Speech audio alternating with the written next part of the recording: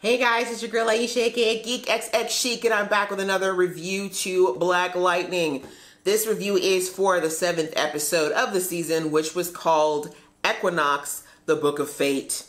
And this, you know, as usual, is there ever a doubt? Like, it's always a solid episode. This one was no different. We got some great plot movement, and man, did we ever thicken the plot. Like, it wasn't that we just moved it forward. We added some really messy layers to it, which just makes it so juicy.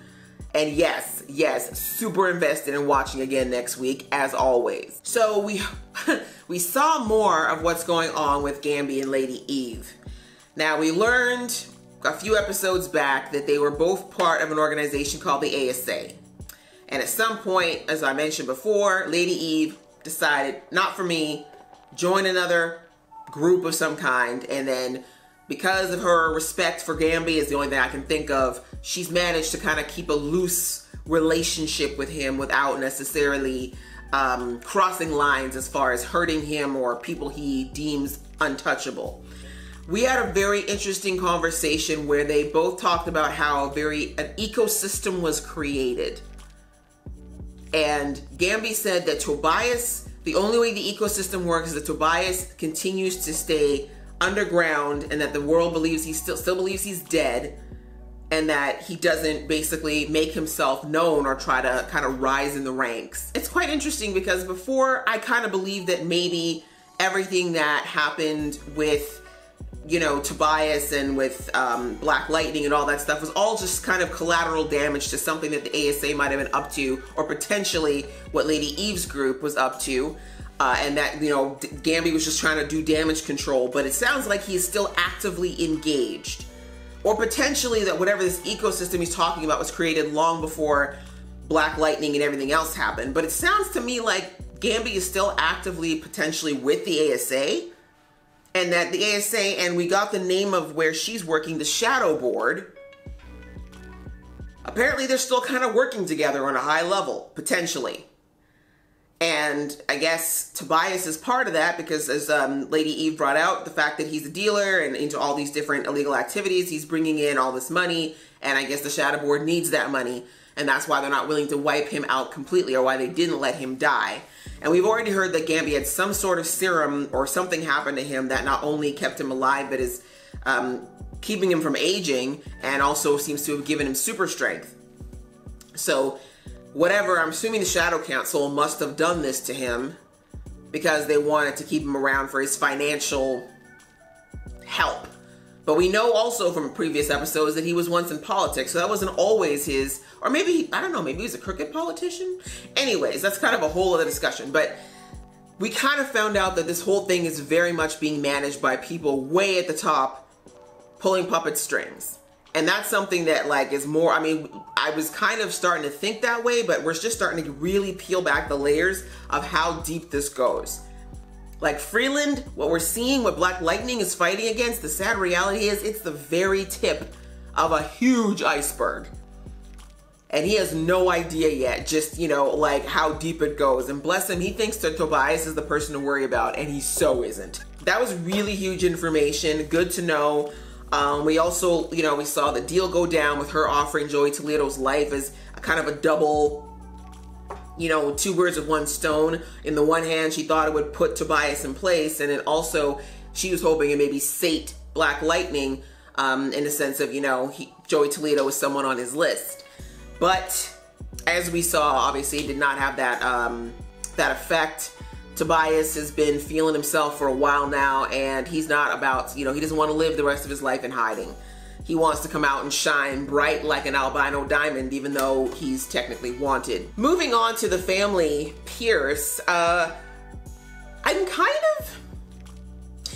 just an itty teeny tiny bit disappointed in the fact that we didn't have Anissa getting a little more upset.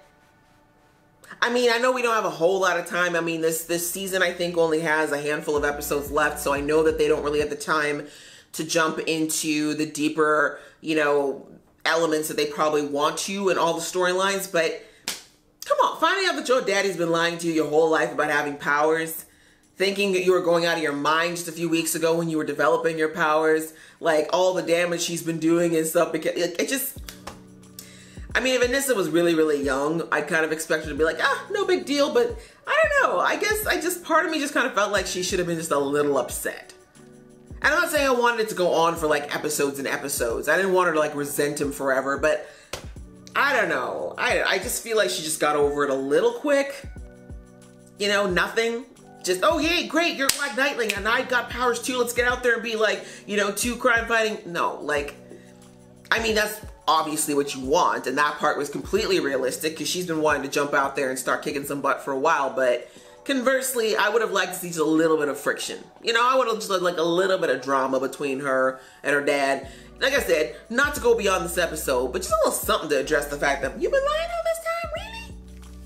But I will suspend my belief because Anissa is starting to learn the hard way that there's way more responsibility that comes with these powers, i.e. what happened to poor Mr. Poe, i.e. what, you know, happened to her mother. Like, I think she's starting to realize, okay, I can't just do, even though I'm bulletproof and I can protect myself to an extent, I can't necessarily protect everybody around me or stop the ripple effect of my actions from affecting them. So, you know, I think she might be a little more forgiving for that reason. But yeah, that's just my only little gripe. I do kind of wish we'd gotten a little drama with that, but maybe they're saving that all up for Jen.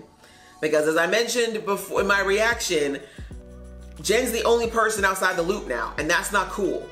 That never usually goes over well, to find out your whole family was in on something and they left you out. Right? So, you know, we heard Lynn say that they're going to have to test Jen to see whether or not she's going to develop powers or not, but I think they need to talk to her beforehand. I don't see any reason for them to keep it from her.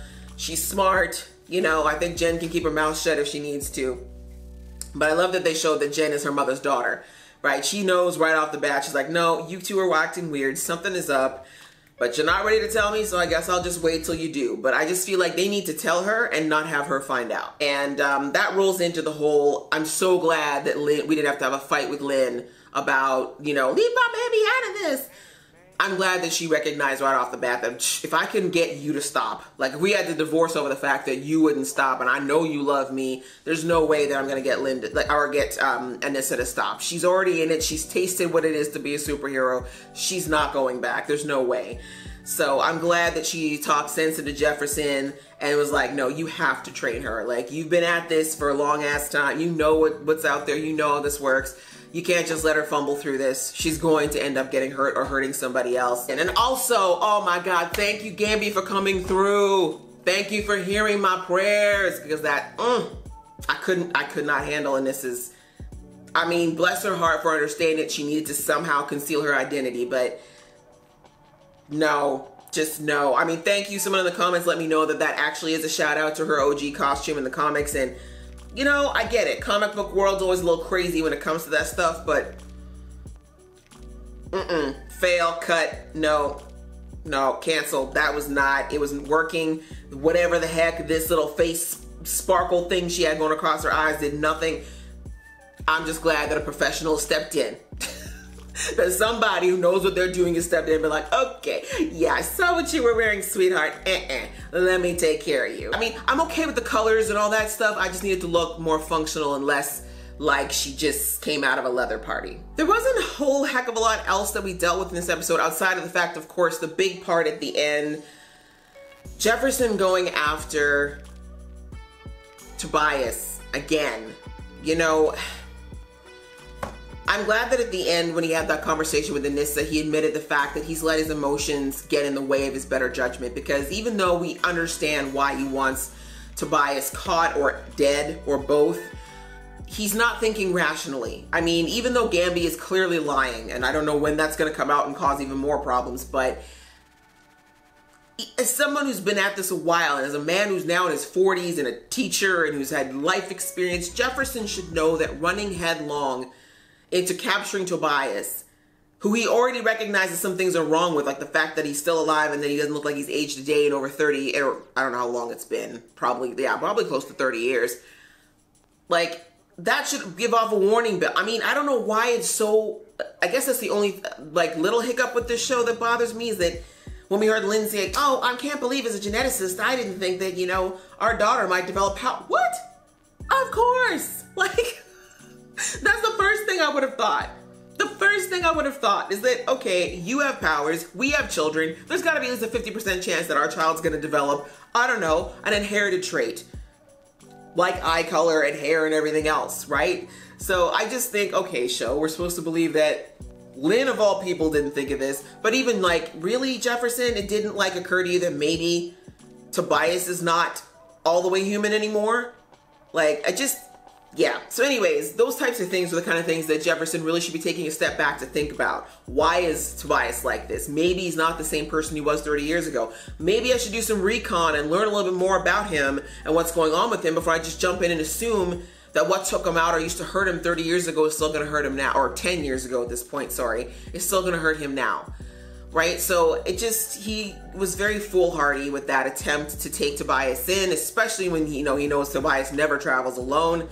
And we saw that unfortunately has backfired on him because Tobias' sister is now dead. And that, I think, was like the one person in this world that he loved. Like, I don't think Tobias has anybody else that he cares about in this world. And that one person who could talk any kind of sense to him is now dead. So we all know now that is going to, like, he didn't like Black Lightning before. This has put Black Lightning on the absolute top of any list that he would have had of people that need to pay. So this is crazy. And I mean, obviously this is going to up the ante as far as Black Lightning, especially his children and such, developing their power so they can defend themselves, because Whale's coming for them. And then of course the added plot layer with, Tobias framing Black Lightning for Lady Eve's death, who most people obviously did not realize her criminal ties. She was listed as an upstanding member of the community who ran a funeral home. So yeah, it's not going to look good. How is he going to prove that he didn't shock them to death when everyone knows that's his thing? The only chance he's got is that most people would have noticed that, Jefferson doesn't kill people. He's had tons of opportunities to kill people, but he hasn't done it before. If it turns out that the community somehow turns on Black Lightning because of this, which I don't think they will, but if they do, that's not going to make his life any easier, especially with trying to catch Tobias. The two other smaller portions that are big WTFs. One is that I thought that Tobias was behind the green light. It turns out that he's not. He has no idea what's going on with it, and that he was apparently going to try to get it pulled. So whoever is supplying it, because I don't think it was Lady Eve, I think it's the shadow board, somehow something to do with the green light. Tobias looks like he's going to have to take on those people because he's not about the green light life. And I'm very interested to see what's going to happen as he delves into where green light's coming from, why it's being given out, all that good stuff, which ties all back to whatever the heck it's supposed to be doing in those brain scans of Lynn's. And then the other big thing is, why is Latavius alive? Why is Lala still alive? How? We saw him die. We saw him get choked to death. How is he still alive? Why does he have a tattoo of the girl whose name I can't remember from the earlier episodes? Why is the tattoo of her mama on his chest? Why did she float in like an angel of death? Like, I got so many questions. Guys, if you know who that is in the comics or who it's supposed to be referring to in the comics, please leave that leave that below. So that was the episode in a nutshell. I am really looking forward to the rest of this season, figuring out where things are gonna go for Black Lightning now that life's gotten very difficult for him with the police believing that he's murdered some people, but also how things are gonna go. Because I don't know, my prediction is that Tobias is gonna figure out who he is before the end of the season. And also, guys, what do you think? Do you think Gambi's gonna survive the season? Or do you think all these mentor people are gonna end up dying before the season is through? Please leave your comments below. Let me know what you think of this episode. And if you like this video, guys, please go ahead and click that like button. If you want to see more from this geeky face, please click subscribe. Until next time, see ya.